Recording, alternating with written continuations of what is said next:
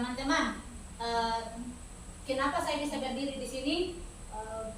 Itu hanya karena sebuah motivasi, hanya karena sebuah penasaran. Jadi saya ini diundang di guru penggerak dari angkatan berapa, tetapi tidak berani. Saya takut betul-betul. Saya tidak berani. Bahkan belum ada guru penggerak yang saya kenal. Tapi ternyata setelah latsat, akhirnya kepala sekolah tanya saya, sudah mendaftar belum? Berikut. Akhirnya saya mendaftar lagi angkatan 10 dan saya ada di sini. Ya, jadi saya ada hanya untuk berbagi dengan teman-teman dan kita bertukar pikiran. Ya.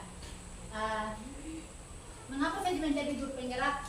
Bukan karena sebuah motivasi dan dalam bukan karena untuk mengejar sesuatu, tidak. Tapi hanya karena saya penasaran. Apa sih yang dibikin kalau guru penggerak? Bagaimana sih menjadi guru penggerak? Sekalipun saya sudah tahu bahwa pasti tugasnya berat. Tapi belajar dari pengalaman kemarin ketika menjadi ketika ikut sertifikasi, ketika ikut dari sertifikasi, ternyata paling tidak sudah susah-susah gampangnya kita sudah belajari begitu. Sehingga saya mengatakan bahwa kemarin sudah ada modal, saya harus melangkah lagi supaya ada ilmu lagi. Ya. Oke, nah teman-teman, ada ketika saya mulai ikut kegiatan guru penggerak ini, ada hal yang saya sangat tertanam di sini dan di sini dari seorang bapak pendidik kita, yaitu Bapak Ki Hajar Dewantara.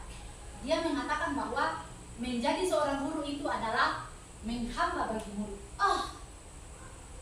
Ya, seolah-olah kita betul-betul bagaimana kita memposisikan diri kita kalau kita seorang hamba? Apakah kita harus sombong? Apakah kita harus angkuh menghadap ke atas?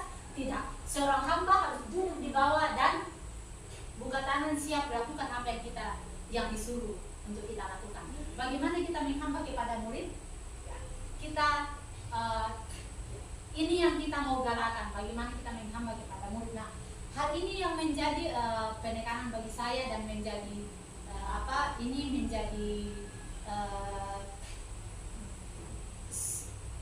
boleh dikata ini adalah titik tolak saya. Ini harus selalu tertanam di sini dan di sini supaya ketika saya menjadi guru, mohon maaf ya, ketika saya menjadi guru, ternyata saya ini harus sadar diri, saya ini hamba bagi anak-anak. Bukan anak-anak itu bawahan saya harus marah dia, saya harus tegur dia, segala macam. Ya. Bukan seperti itu, tetapi seorang guru itu adalah harus menghamba kepada murid. Ya. Nah, setelah hal itu sudah menjadi kekuatan saya, lanjut dan kita sudah terima banyak materi dan hari ini kita sudah sampai pada budaya positif. Ya, tadi teman-teman CGP, Ibu Rina dan Ibu Sri sudah singgung tadi mengenai budaya positif. Saya yakin di sekolah kita sudah lakukan masing-masing budaya positif. Karena kita di sini semua guru ya. Iya, ada ibu kepala sekolah. Ya. Nah, budaya positif itu yang kita sudah lakukan di sekolah kira-kira apa saja, teman-teman?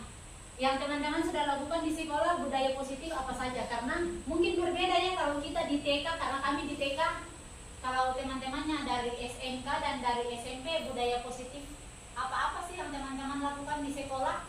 Kalau kita, tapi mungkin biasanya sama ya, kalau macam salam, ucapkan salam kalau pagi datang, disapa, mungkin itu semuanya sama-sama ya? Iya, hampir sama, iya. Jadi saya pikir budaya positif ini bukan hal yang asing. Ini hanya teorinya saja. Jadi praktiknya itu sebenarnya kita sudah lakukan di sekolah masing-masing. Apalagi yang sudah lama menjadi guru, sudah puluhan tahun. Ya. Jadi budaya positif itu kita bisa lakukan baik mulai dari penyambutan sampai anak-anak pulang, banyak hal yang kita bisa lakukan ya. Untuk budaya positif banyak hal yang kita bisa terapkan. Nah, saya lanjut di motivasi. 3 motivasi perilaku manusia. Ya, tadi teman-teman sudah bahas. Apa saja sih motivasi perilaku manusia? Apa saja sih motivasi perilaku manusia? Ya. Apa yang kita inginkan ketika kita melakukan sesuatu? Yang pertama itu adalah untuk menghindari ketidaknyamanan atau untuk menghindari hukuman. Itu ya, tidak ada orang yang mau dihukum ya. Ya. Terus untuk mendapatkan imbalan atau penghargaan dari orang lain. Apakah ini kita butuh? Kalau kita butuh melakukan sesuatu supaya kita mendapat imbalan atau pujian dari orang lain, kadang-kadang ya kita lakukan. Kadang-kadang kita lakukan supaya kita dapat Motivasi. pujian. Apa pujian itu perlu bagi manusia? Iya, untuk motivasi. Iya, perlu ya, tapi bukan itu yang akan bikin kita jatuh ya. Oke. Terus yang ketiga, untuk menjadi orang yang mereka inginkan dan menghargai diri sendiri dengan nilai-nilai yang mereka percaya. Oke. Nah,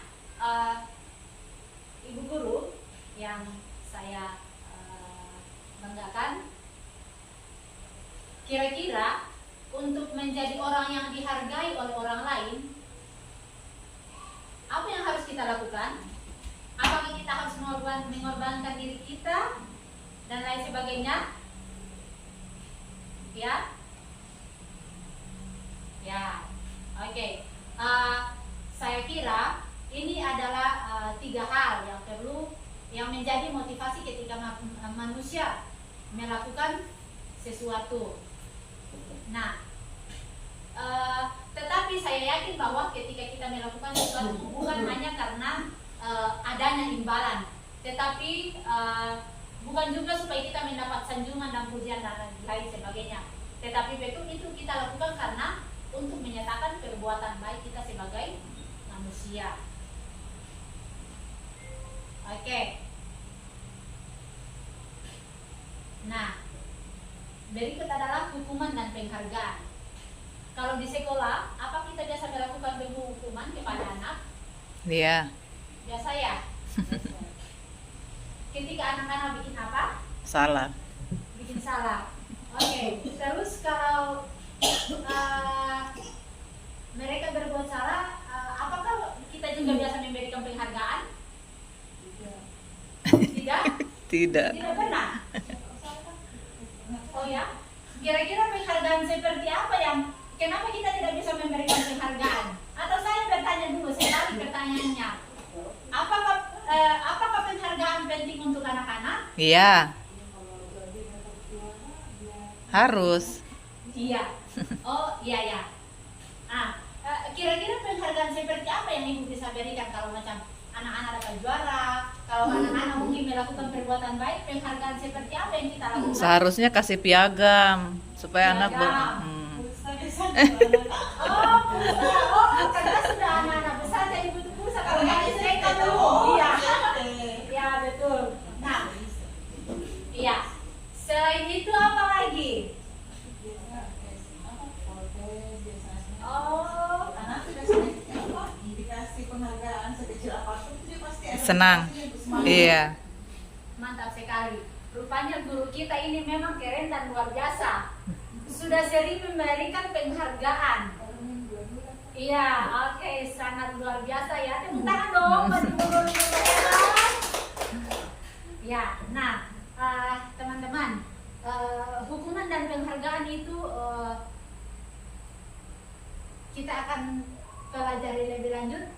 Dan kenapa saya bertanya tadi, apakah penghargaan itu penting bagi anak-anak? Iya, penting. Dan penghargaan itu bukan hanya berupa benda-benda saja ya, bisa berupa pujian, bisa berupa kata-kata.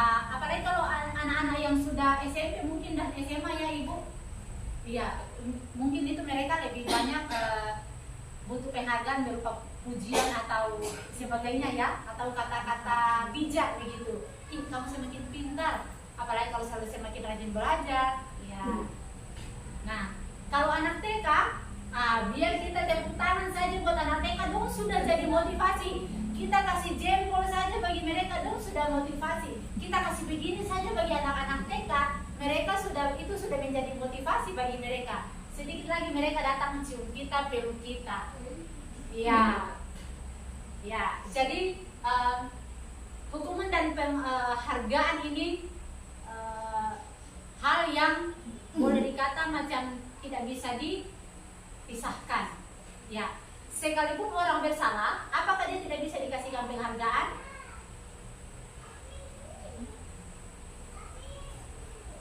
Bisa. Iya. Itu untuk apa, motivasi dia supaya dia tidak melakukan kesalahan lagi. Pujian Iya. contohnya. Paling tidak kita kasihkan. Iya. Sekalipun kamu sudah melakukan kesalahan, tapi bukan berarti kamu tidak bisa melakukan hal yang baik lagi. Ini kesalahan berikut akan menjadi pengalaman berikut, sehingga berikut tidak ada lagi kesalahan, sehingga tidak ada lagi penghukuman. Ya, ya. Oke. Terus ya, materi selanjutnya itu mengenai keyakinan kelas. Saya kira hal ini sudah sangat berhubungan dengan guru ya, keyakinan kelas atau kesepakatan bersama. Biasanya kesepakatan apa saja yang kita biasa sepakati sebelum kesepakatan di dalam kelas atau di luar kelas. Mungkin pagi-pagi beri salam kepada ibu guru, berdoa sebelum belajar, apalagi ya, aturan-aturan di dalam kelas mungkin itu ya. Iya, piket. Kita ada kesepakatannya. Piket setiap hari. Piket setiap hari ya. Anak-anaknya. Anak-anaknya iya. Kalau kami TK memang Ibu guru. piket. Yang ada guru yang piket, bersihkan dan rapikan kelas, dan semua mainan-mainan kecil itu ibu guru TK yang lakukan. Kalau SMK tidak, anak-anak. Iya, nah itu bedanya ya. Jadi ya, keyakinan kelas ini kita bikin untuk apa? Apakah untuk dilanggar? Tidak. Tapi keyakinan kelas ini kita bikin supaya kelas kita, supaya kita yang ada di dalam nyaman, tertib, masing-masing merasa bahwa oh dia menerima saya menerima dia. Ketika hal ini sudah terjadi, maka apapun yang kita berikan kepada anak akan banyak terserap di kepala mereka. Karena memang pada dasarnya itu manusia itu butuh penghargaan. Ya, jadi ketika kita sudah menerima anak murid apa adanya, murid juga menerima kita apa adanya, maka yakinlah bahwa sebagai seorang guru kita akan menjadi guru yang sangat diidolakan oleh anak-anak. Ya, saya kira seperti itu ya. Ya. Oke.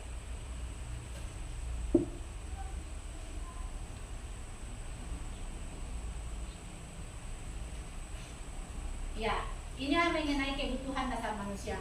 Kebutuhan dasar manusia itu tadi seperti yang sudah dibahas oleh teman-teman. Kebutuhan manusia itu untuk apa? Untuk bertahan hidup. Kemudian manusia itu membutuhkan kebebasan. Ada yang tidak membutuhkan kebebasan? Ada? Semua mau bebas. Kemudian kasih sayang dan rasa diterima. Semua mau butuh kasih sayang ya? Ada yang tidak butuh rasa kasih sayang? Ya. Kemudian kesenangan dan penguasaan. Penguasaan ini dalam hal seperti apa? Ya, mari kita pahami masing-masing penguasaannya dalam tanda petik. Nah, kalau hal ini kita sudah pahami,